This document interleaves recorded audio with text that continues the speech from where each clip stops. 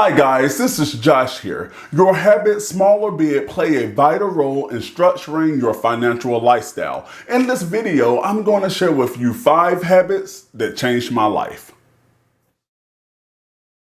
Number 1, you have to be real. You have to be honest with yourself. I've learned a few things about honesty along my path in life so far, and most of us are deceiving ourselves in many ways every single day. If you want to better yourself or make changes in your life, first you have to be honest with yourself. You can't fix a problem if first you don't even acknowledge that the problem exists. Most people think I'm an honest person. In actuality, I am. I am honest with so many people, but however, for so long, I was rarely honest with the person who mattered the most, and that was myself. I feel that society teaches us to place filters on our lives. It's almost like a Snapchat photo. We add color, we add filters, we add all of these things to cover up the blemishes and the imperfections to the point that we lose ourselves in the process. We begin to buy things to become something or someone that we really are not. And it gets pretty expensive too. Not only do we need to be real with ourselves, but we also need to be real with others too. Just know that it is okay to tell people no and mean it, especially if it has something to do with you spending your money. Number 2, I stopped letting social media control me.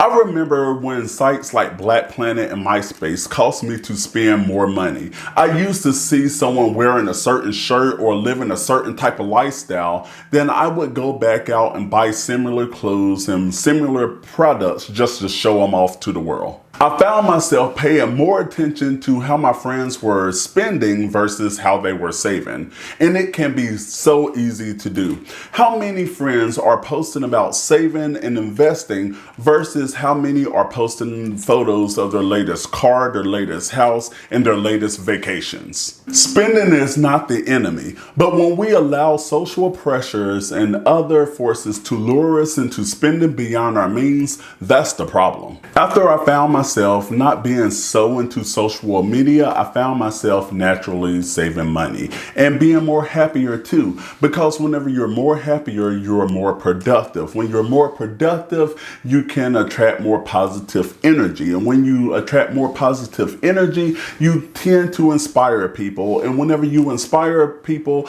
you tend to start adding more value into their lives. And whenever you begin to add more value in their lives, you can offer them a great service. And whenever you begin to offer people great service, they are more willing and likely to pay you for those services. So not only are you saving money, you can start making more money as well. And not only that, but to mention those targeted ads that they place on social media, you know, those ads that you don't really want to buy something, but just because you mentioned something around your phone, and next thing you know, you see all of these ads, and after a while, you be like, okay, it's a message, it's a sign, so let me go on and buy that. All of that is orchestrated in order to get you to spend more money. It's not a coincidence that you mention something or you go on to Amazon on your phone and every ad that you see after that is the thing that you would contemplate in getting. All of that is by design. And I am still on social media, but it's mainly to share this awesome content that I create for you. Number 3, I began to pay myself first. Paying yourself first means that you should not pay anybody else until you pay your own savings and your investing accounts. Essentially, what you are doing is paying your future self by paying for your long-term needs and expenses in advance. In a perfect world, we would learn how to save and invest, but most of us learn instead how to pay bills and how to stay in line with the system.